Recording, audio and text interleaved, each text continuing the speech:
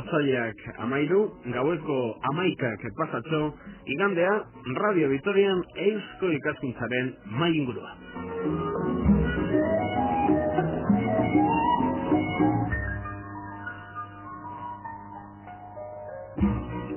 Muchas son las preguntas e interrogaciones sobre el origen y pasado del ser humano. Sin embargo, los trabajos de investigación han ayudado en los últimos años a desvelar muchas de esas interrogaciones. Quizás también, aclarando una pregunta, aparecen unas cuantas más, pero siempre avanzando. Si quieren descubrir algo más sobre los primeros pobladores del norte peninsular, están en la mesa redonda, en la tertulia de Eusko Ikaskuntza, Sociedad de Estudios Vascos. Comenzamos.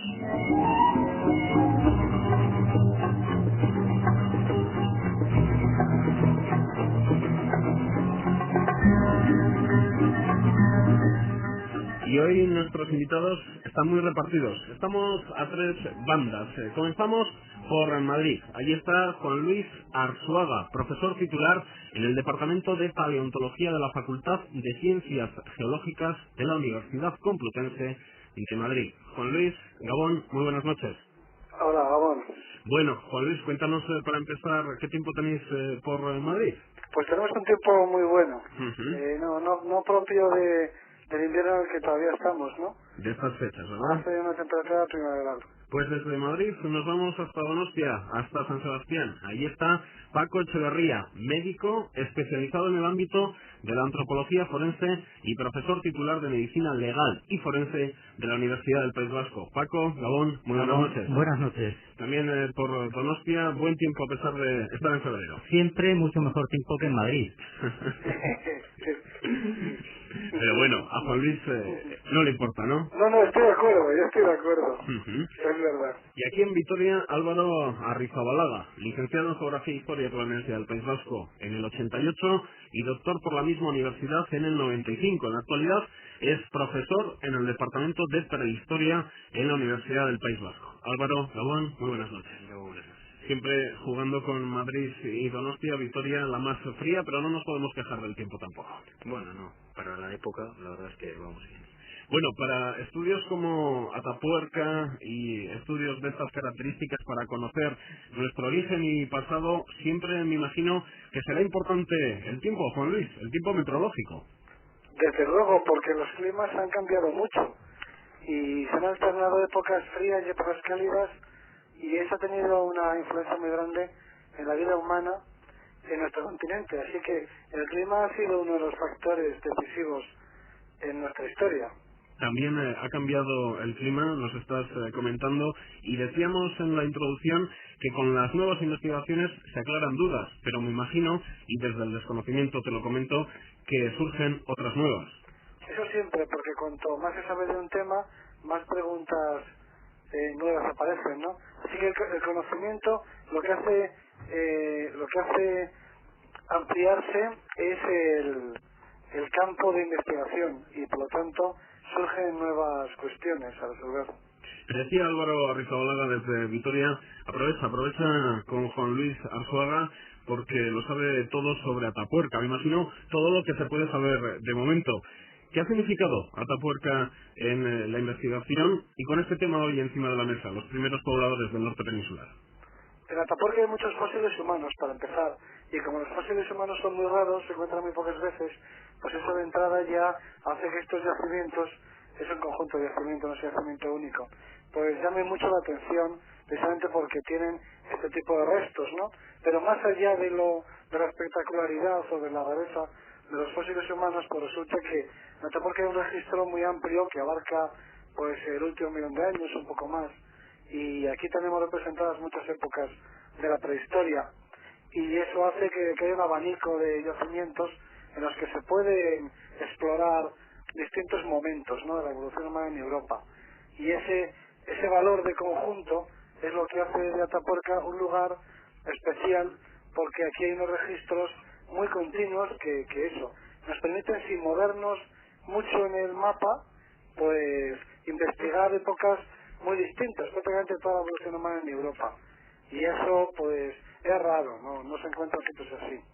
Álvaro, cuando escuchamos último millón de años, yo creo que ni nos paramos a pensar de cuántos años estamos hablando, cuánto tiempo vamos hacia atrás, y los que no conocemos el tema nos perdemos. Yo no sé si a vosotros os ocurre lo mismo, o un millón de años, pues un millón de años. Bueno, uno se acostumbra un poco, pero no del todo tampoco, porque en realidad uno de los problemas graves que tiene la arqueología por resolver es que el registro con el que trabajamos, el tipo de documentación con la que trabajamos nosotros, tiene una escala geológica. Estamos hablando de muchos miles de años y a veces incluso de algunos millones de años. Y sin embargo, las conclusiones a las que tenemos que llegar, lo que tenemos que aspirar es a dar unas conclusiones que tengan lectura histórica, porque al fin y al cabo son seres humanos que en su día tuvieron su nombre, su apellido, su personalidad y una vida pues relativamente corta, no más larga desde luego de la que tenemos actualmente. Entonces tenemos que llegar a eso, pero desde un registro, desde un tipo de datos que son mucho más largos, son casi geológicos. Entonces hay un problema ahí que es difícil de resolver. ¿Cómo es posible conocer, os lo habrán preguntado muchas veces, que es hace un millón de años, qué tipo de vida tenían aquellos pobladores? Bueno, eso daría para muchas tertulias. Es bastante complejo y es bastante sorprendente, sobre todo pues para el que llega a estos temas. ¿Hasta qué punto se ve profundidad en el conocimiento a través de distintas disciplinas y de distintos especialistas? Un buen ejemplo es precisamente el de Atapuerca, en el cual, bueno, Juan Luis lo podrá decir con más precisión, pero probablemente, aparte de la persona, el equipo que está implicado en la excavación todos los veranos, la investigación de los restos y de las muestras que se extraen de Atapuerca probablemente en su conjunto pues movilice al año en torno a, no sé, quizás 80, 100 especialistas, Juan Luis. Sí, bueno, claro, porque participa gente de diferentes campos, pero con respecto a esa pregunta que es siempre inevitable, ¿no? ¿Cómo saben ustedes la edad de los fósiles? Hay para hacerme también más divertida la tertulia, ¿no? Yo suelo contestar lo que dice un colega nuestro, un profesor francés muy famoso, se llama Yves Coppens, y además un gran charlista, ¿no? Un gran orador, muy entretenido, cuando él me ha comentado varias veces que cuando al final de una conferencia se le acerca a alguien del público y le dice, bueno, ¿y usted cómo datan los fósiles, no? Como hay que explicarlo en términos de isótopos radiactivos y de fenómenos físicos que no son demasiado fáciles de entender, este colega Coppens recomienda contestar algo así como, créannos, somos profesionales, sabemos hacerlo. O sea que es tan complicado explicar cómo funcionan los métodos de datación absolutos, por ejemplo, los métodos físicos, que al final casi al público hay que pedirle que confíe en nosotros, ¿no? Y que nos crean cuando decimos que sabemos cómo hacerlo. Porque las dataciones se basan, por supuesto, en la evolución de los animales, que claro, que varían de un yacimiento a otro, en el tiempo, de la antigüedad, y por otro lado una serie de cambios de tipo físico-químico que se producen en algunos minerales y que funcionan como relojes, ¿no? Por decirlo en pocas palabras. Y hay aparatos que son capaces de medir esos cambios físico-químicos, ¿no? Si me permitís, yo quería señalaros a propósito de datación, pues en concreto aquí en alguna excavación en Guipúzcoa, de la mano de Jesús Altuna, yo recuerdo ese momento de emoción en el que él, como especialista en paleontología, sabiendo diferenciar entre el reno y el ciervo, cuando tú estás recuperando un hueso del suelo que se interpreta como que es de reno, eso ya te está dando una cronología concreta, porque el reno ha desaparecido de esta parte de Europa en unas fechas que son sabidas. Es decir, eso es una cuestión, por lo tanto, que está en manos de diferentes especialistas.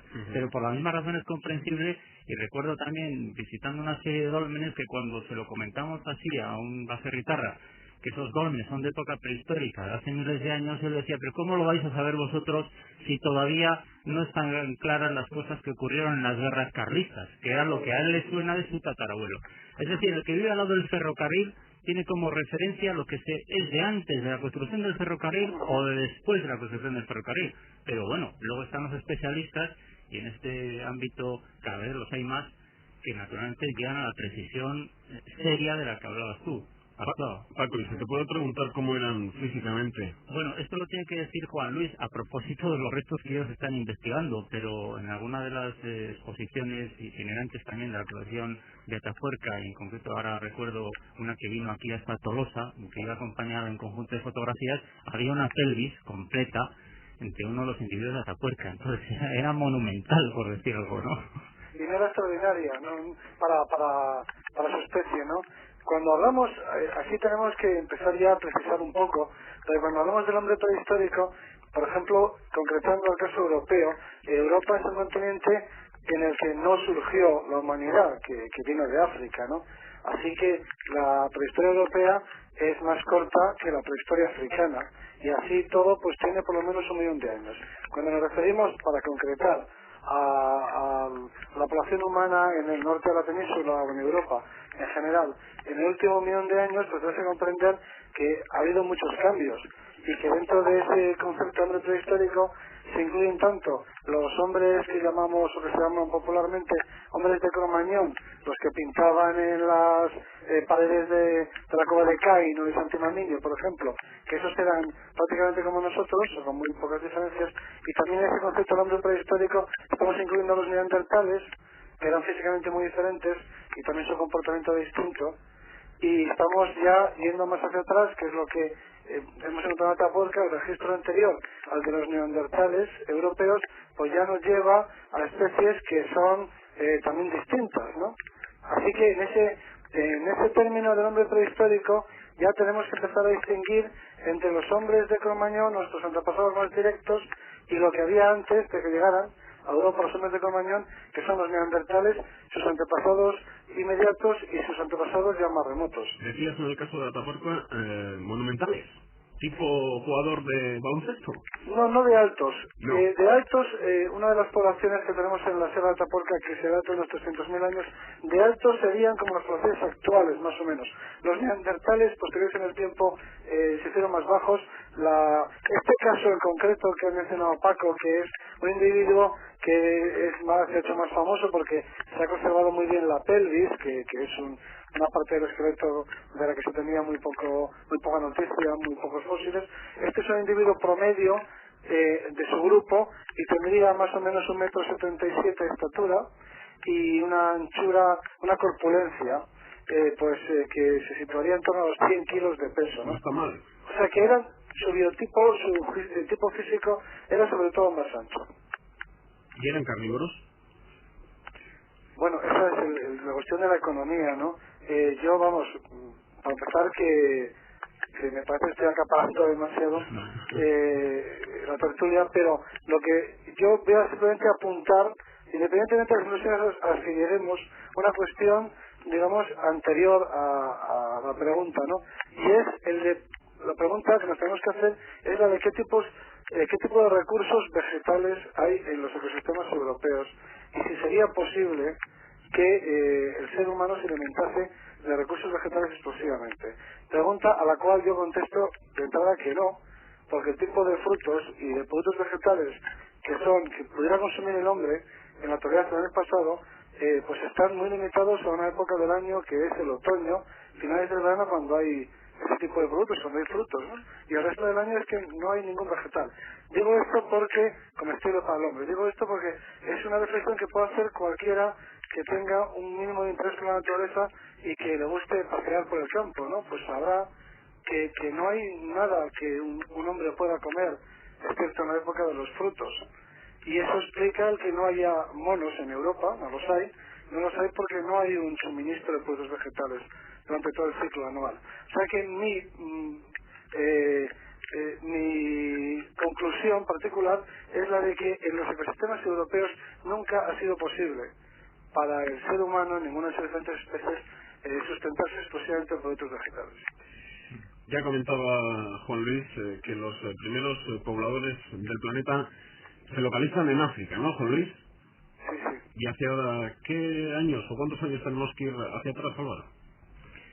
Pues ha habido una fecha que se ha mantenido durante un periodo muy largo en los libros de texto, que era en torno, cerca de los 2 millones, un millón largo, 1,8 millón, ¿no? Concretamente. Es mucha la diferencia entre África, Atapuerca. Pero esa fecha está bastante desfasada. Vamos, a partir de los hallazgos recientes de esto, el estado de la cuestión hay que tenerlo actualizado, no voy a decir que diariamente, pero quizás sí mensualmente, porque pues se están haciendo continuamente investigaciones en la zona de África que produce más fósiles. De esto Juan Luis sin duda tiene mejor información y puede una fecha, pero yo diría que el reloj, esa fecha pasa de los 2 millones ampliamente. Paco, oye, a ver, sí, yo quería decir lo siguiente, a ver si nos convence la siguiente idea. Ahí vais a ir vosotros añadiéndole precisión, ¿no? Hace 5 millones de años los monos se bajan de los árboles y empiezan a andar por el suelo. 2,5 millones de años más tarde se descubre el fuego. No, el fuego no parece que sea tan antiguo, ¿eh? Lo que sí que aparece es la talla de la piedra, tiene ahora, se data en torno a los 2,5 millones de años, los primeros instrumentos tallados, de ese orden. Pero el tema sí ha tocado un tema que quizás nos hemos adelantado un poco al orden de la tertulia, ¿no? Y de la discusión, pero esa es un aspecto muy interesante de la evolución humana, y que además es objeto de mucha controversia. ¿Cuándo aparece el fuego? Hay autores que mantienen que tiene más de 1 millón de años en África. Hay que decir a esto que no hay evidencia concluyente de hogares, de fuego controlado, en el más optimista de los casos, de hace más de 400.000 años. En realidad el fuego no se generaliza hasta hace algo menos de 200.000 años. Es posible que haya algún caso de utilización del fuego entre 400.000 y 200.000, pero verdaderamente no se empieza a extender y a utilizar de una forma continuada hasta hace 200.000 años. Por ejemplo, en Atapuerca es una de las cosas que nos interesa conocer, y nos encontramos en este caso como en algún otro yacimiento europeo antiguo, en el que sí se constata una continuidad y una presencia humana muy continuada en un yacimiento donde uno esperaría encontrar fuego, porque hay casos, y no estoy pensando solo en Atapuerca. Hay, por ejemplo, un yacimiento como este de Aragó, en Francia, en Totabel, donde hay niveles de 450.000 años en los que la presencia humana ha sido tan continua ahí que se encuentran incluso dientes de leche de niños a los que se les han caído de forma natural. Hasta tal punto irían en la cueva de una manera muy frecuente que hasta se encuentran los dientes de leche que se les caen a los niños, ¿no? Y que no se llama Ratoncito Pérez en este caso. Bueno, pues incluso en estos yacimientos donde la presencia humana se ve que es continua, realizan sus actividades normales, han consumido sus presas, han tallado la piedra, han permanecido durante un tiempo más o menos prolongado, no se encuentra fuego. Así que el fuego... Bueno, pero entonces, si vamos de los 5 millones de años hacia nosotros, acabas de precisar tú lo del fuego, ¿cuál es la precisión respecto a la entrada del hombre en Europa? Bueno, hay a las puertas de Europa, en Georgia, en un yacimiento que hay ahí, muy importante, que se llama Manisi, que está al sur del Cáucaso, por lo tanto aún no es Europa, pero casi. Se han encontrado fósiles humanos, este verano en particular se han encontrado 2 cráneos, antes había una mandíbula, y se datan con mucha fiabilidad, ¿no? Con mucha seguridad, en torno al 1.700.000 años. O sea que ya hay seres humanos al sur del Cáucaso, en el Asia más próxima a Europa, hace 1.700.000, 800.000 años incluso. Sigo tirando del hilo establecido por Paco, y en la península.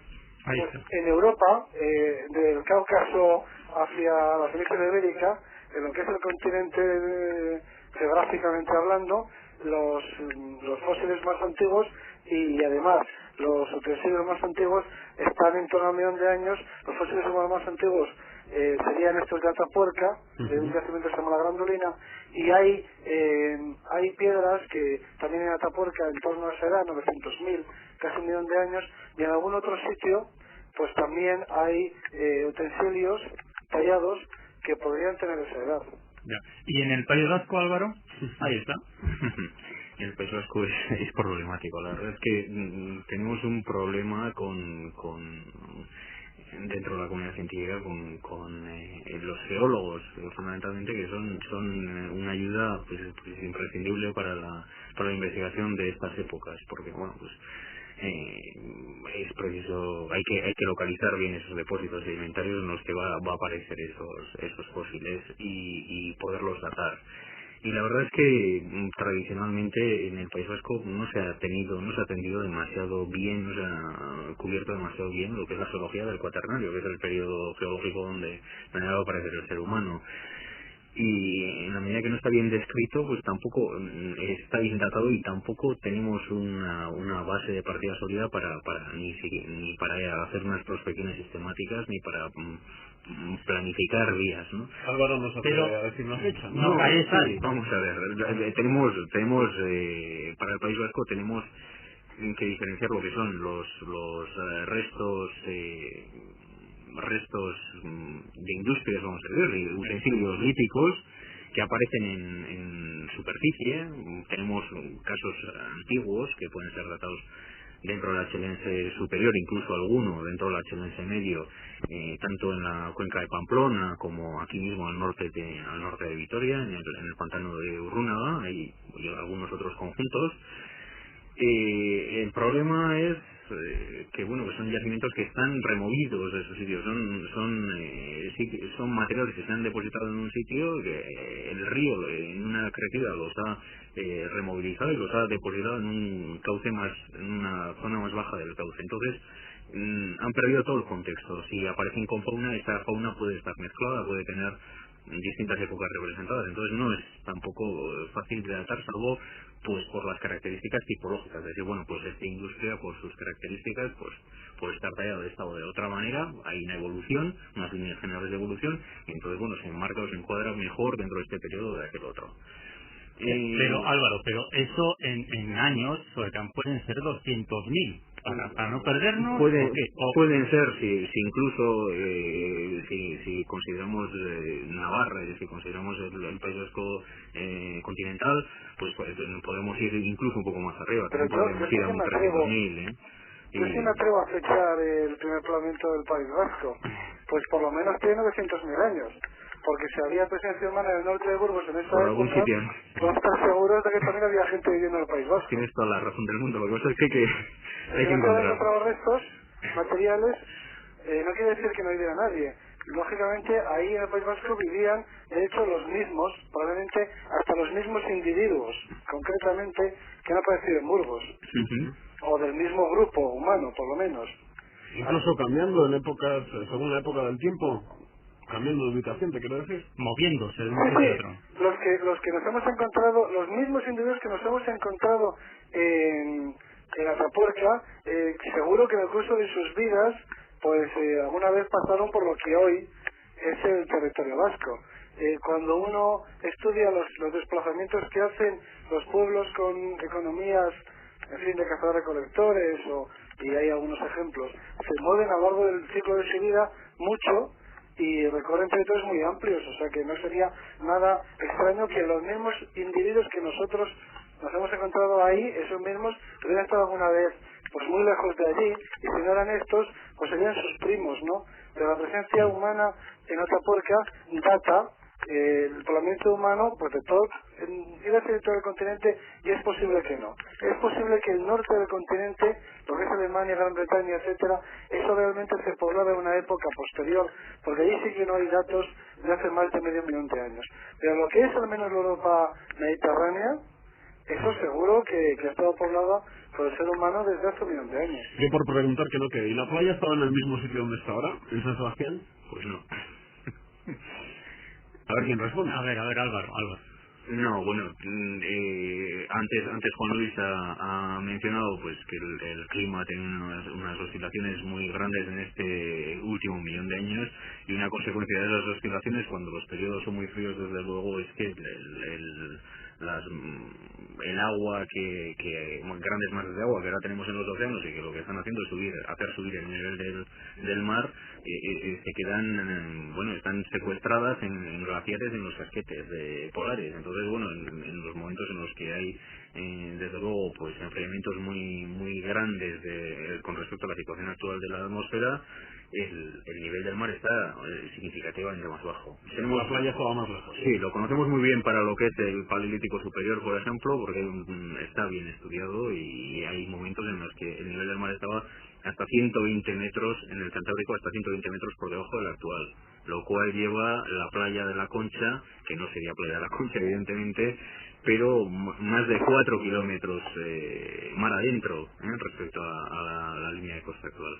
Es decir, que un individuo que vive en una cueva de esos que estábamos en Guipúzcoa, cuando va a buscar marisco, conchas al mar, tiene que hacer un recorrido bastante más largo de lo que podemos medir en el momento actual, teniendo en cuenta lo que tú señalas.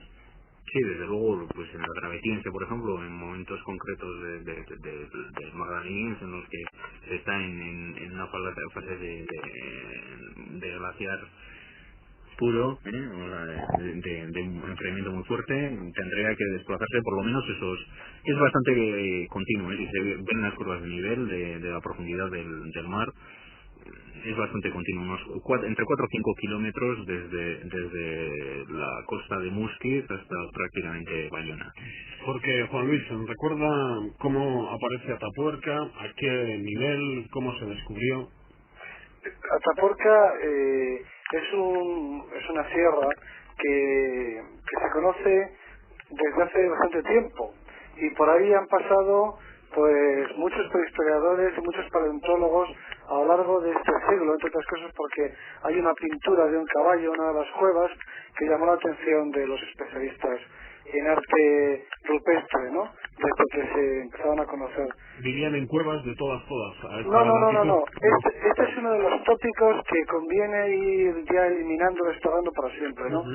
El hombre prehistórico, así, he dicho antes que no se debe hablar del hombre prehistórico porque ha habido muchas especies diferentes de hombres prehistóricos, pero en general no existe ese sedentarismo, ese grado de fijación del hombre a una cueva, no estaban domiciliados los hombres prehistóricos en una cueva, se movían muchísimo y se movían por territorios muy amplios porque tenían que buscar los recursos y el sustento y tenían que desplazarse, ¿no? Así que no estaban ellos residentes, no estaban atados a ninguna cueva durante la mayor parte de la prehistoria. Las cuevas simplemente eran un elemento más del paisaje, ¿no? Formaban parte del medio y como tales, pues también. Pero me imagino que intentaban siempre buscar una buena localización, pues por ejemplo las poblaciones actuales siempre están cerca de ríos, cerca de... Son muy móviles porque están cerca de donde está la comida más bien, ¿no?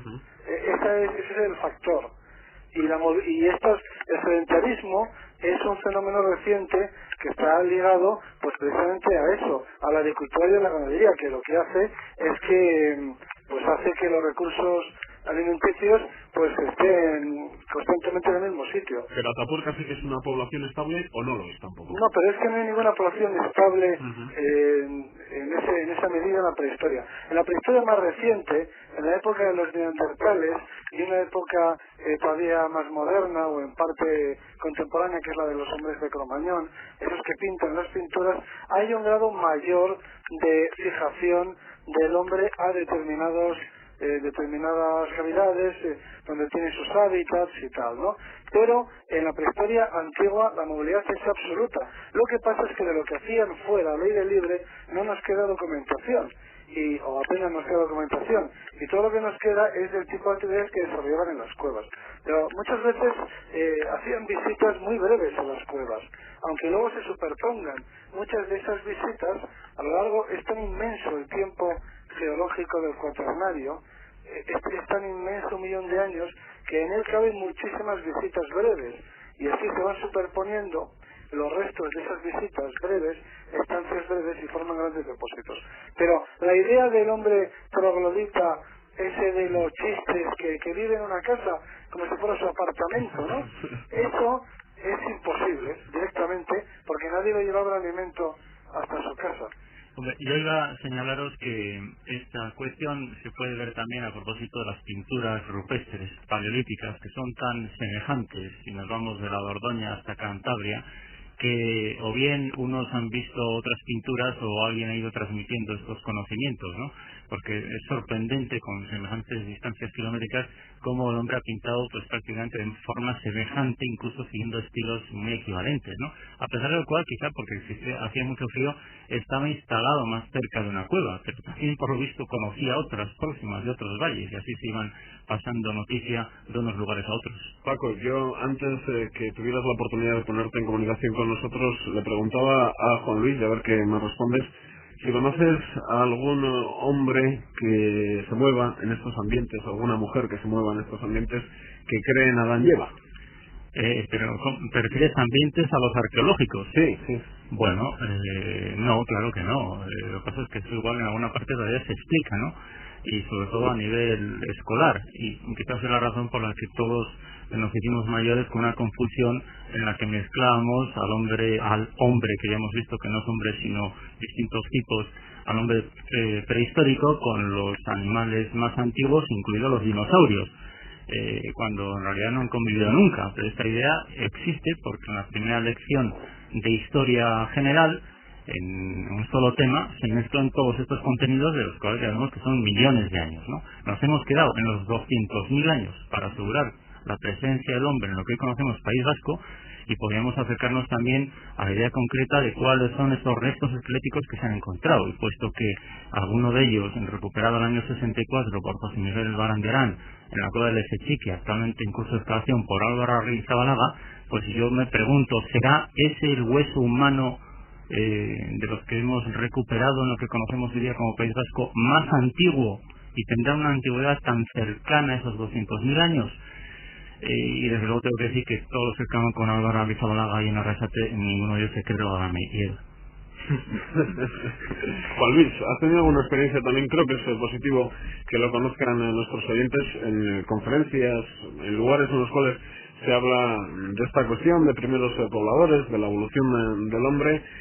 Siempre hay alguien que surge con un comentario, te dice algo al respecto. No, es curioso porque nuestra sociedad que bueno, no está considerada precisamente la más culta, ¿no?, de las que hay en el mundo, o la más educada, la más sensible o la más científica, y sin embargo no hay un problema serio de conflicto entre las teorías creacionistas y las evolucionistas.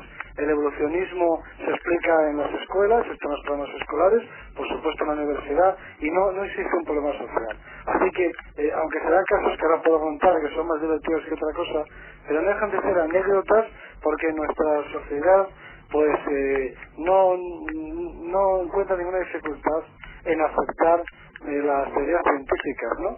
Y eso hay que decirlo, que no será una reacción en contra de estos descubrimientos de la ciencia. Pero ¿no crees también que hay una gran parte de la sociedad, Juan Luis, que cuando se le habla del pasado y todos estos temas, gran parte del gran público te dice, mira, déjame de follones, que bastante tengo yo la cabeza ya con el follón que tengo yo, y ahora me quieres liar más todavía? Yo creo que no, yo creo que lo que es una inquietud y un interés. Una vez que los... Sí, el que va a la conferencia sí, Juan Luis, claro, esa persona sí, del público en general, yo no tengo esa percepción. La mía es muy positiva. Yo lo que encuentro es que una vez que se superan las necesidades más acuciantes, más primarias de alimentación, de salud, de educación, en fin, las necesidades básicas, la gente tiene inquietudes y busca respuestas, tiene preguntas que se hace, y la gente acude a los científicos porque quieren aprender y quieren saber. Y me parece que la sociedad es muy receptiva, todo lo contrario, y que a todo el mundo le interesa muchísimo. Y estos temas, precisamente del origen del hombre, de la vida humana del pasado, es de esos temas que a todo el mundo le dan que pensar. Y la verdad es que están teniendo muy buena acogida todas las iniciativas de divulgación que se hacen entre el público. Así que, aunque podemos ser muy derrotistas, que generalmente lo somos, y autoflagelarnos mucho, y podemos en plan muy pesimista, sin embargo mi experiencia es más bien la contraria, que hay un público sensible, sobre todo, quizá no muy informado, pero sí muy interesado, y que estos temas pues calan muy profundamente. En el País Vasco en particular siempre ha habido una preocupación por todo lo ancestral, y es uno de esos sitios donde con más atención se escuchan estas historias, no todo lo que nos remonte a nuestros orígenes, al pasado, a nuestras raíces, ¿no? Yo creo que esa es una inquietud general en el ser humano y en la sociedad vasca concretamente. Yo creo que estos temas interesan muchísimo y hay mucha sensibilidad. Álvaro. Sí, creo que es importante, al hilo de lo que comenta Juan Luis, indicar que ha conseguido una marca que merece figurar en el Guinness, que es conseguir que un libro de prehistoria, al fin y al cabo, como los que él ha escrito, el último, el collar de Neandertal, aparezcan entre las listas de los libros de no ficción, los libros de ensayo, los libros más vendidos. Es una cosa que pues hasta hace años pues parecía un reto inalcanzable, ¿no?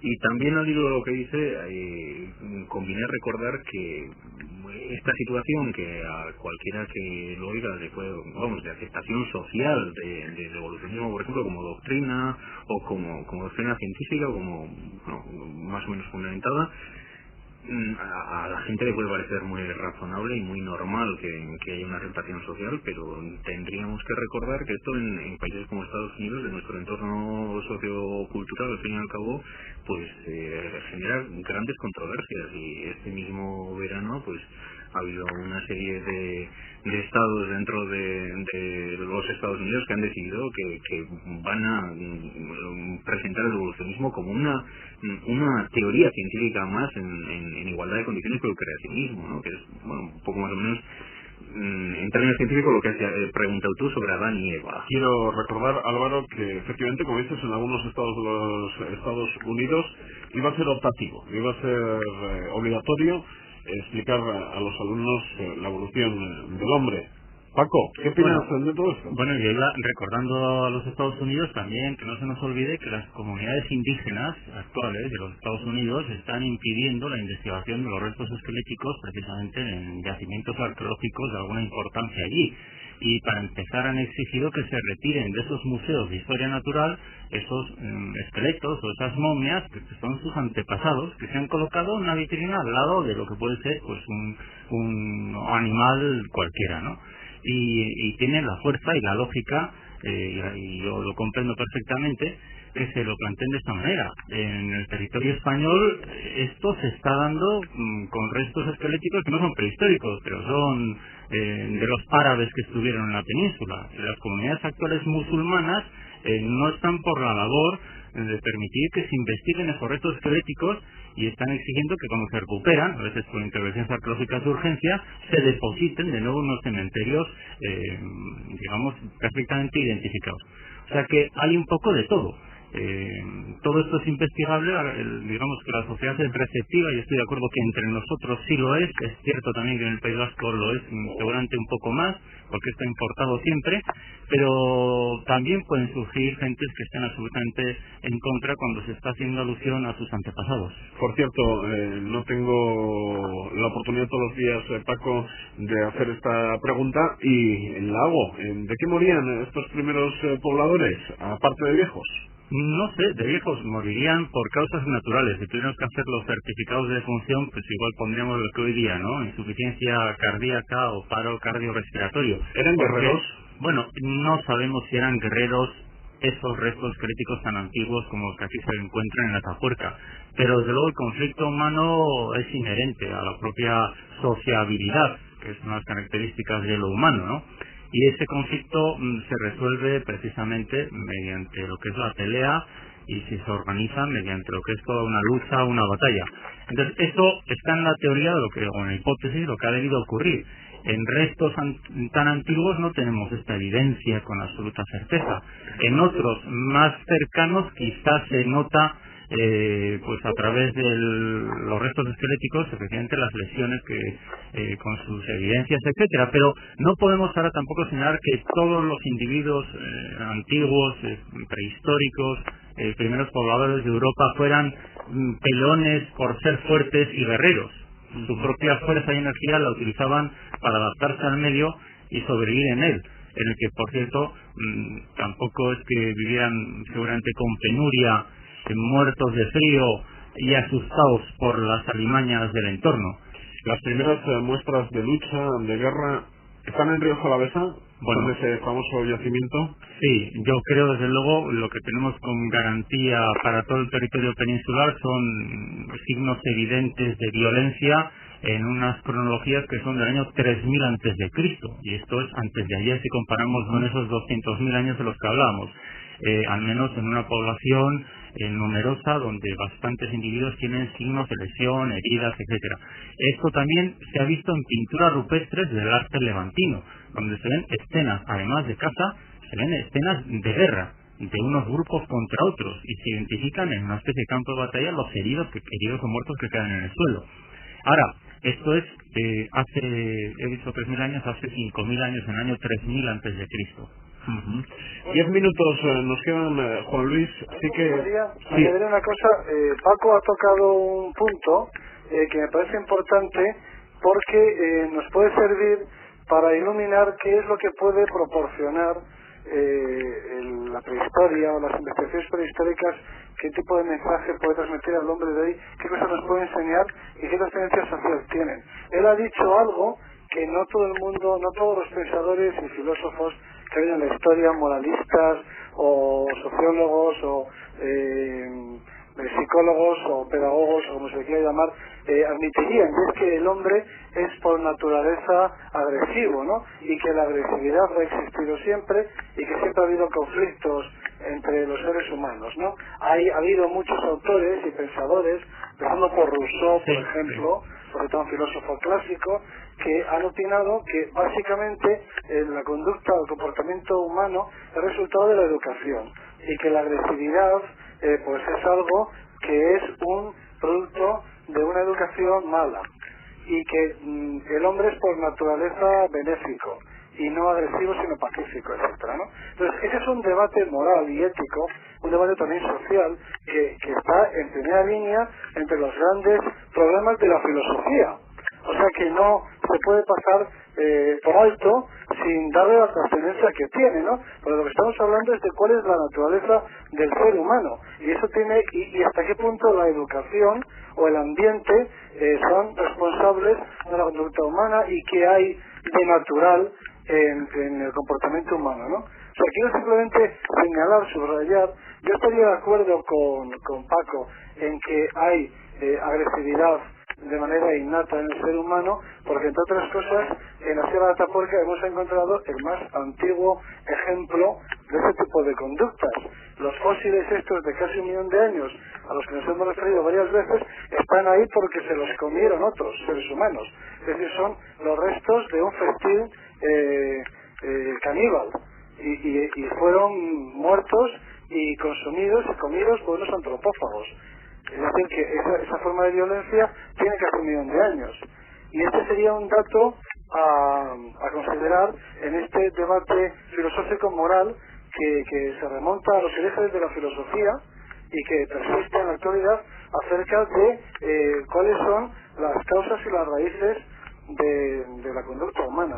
Juan Luis, os comentaba que queda ya muy poquito, 7 minutos, y sí que me gustaría mirar un poco al futuro. En tu opinión, Juan Luis, ¿hacia dónde tienen que ir las nuevas investigaciones? ¿Dónde están los vacíos más evidentes al hablar de primeros pobladores? ¿Qué es lo que le gustaría a Juan Luis descubrir mañana? Bueno, muchas cosas, ¿no? Pero yo para plantear un tema que me parece que puede tener una de sus claves en el País Vasco, precisamente, y que además es un tema fascinante y yo creo muy sugestivo para el gran público y que la gente puede entender muy bien, una cosa menos técnica que otra, pues podríamos plantear la cuestión de la extinción de los neandertales, ¿no?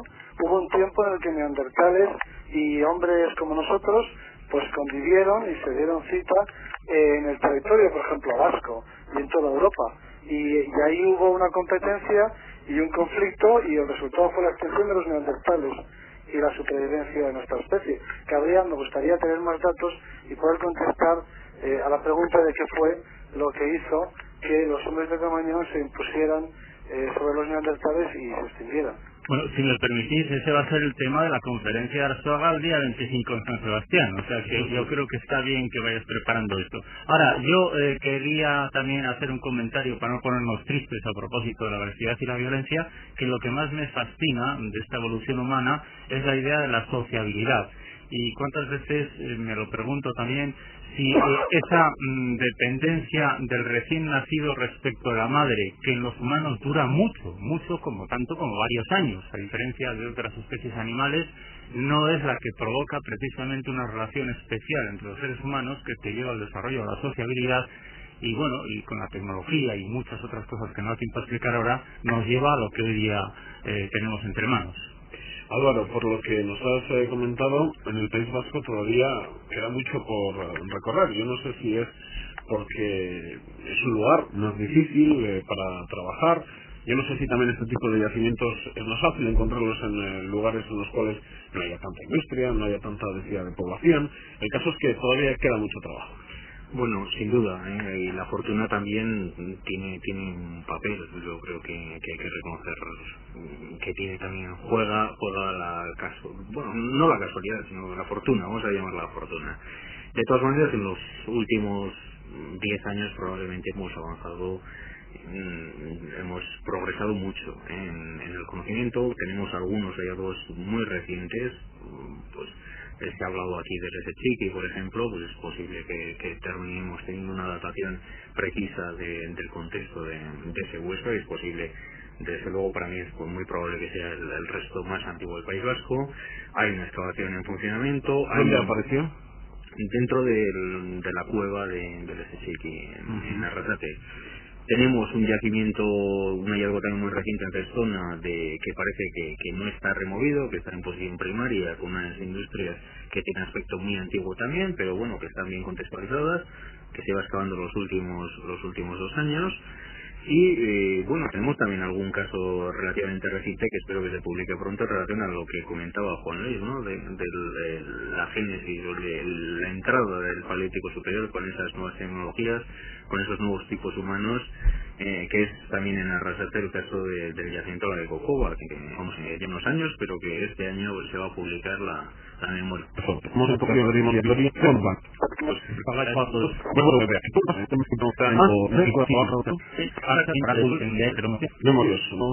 Lo que aberto la consideran en la que se equipando que harán los equivalentes, pero la marca es problemas. Y ahí, como es tu caso, ya especialista totalmente en estos temas, un maestro, una persona que prácticamente durante unos años eres su sombra. Es que es muy importante, no tanto la figura del maestro así como si estuviésemos hablando de un profeta, ¿no? Sino que lo realmente importante en la investigación científica es la tradición, es decir, la continuidad.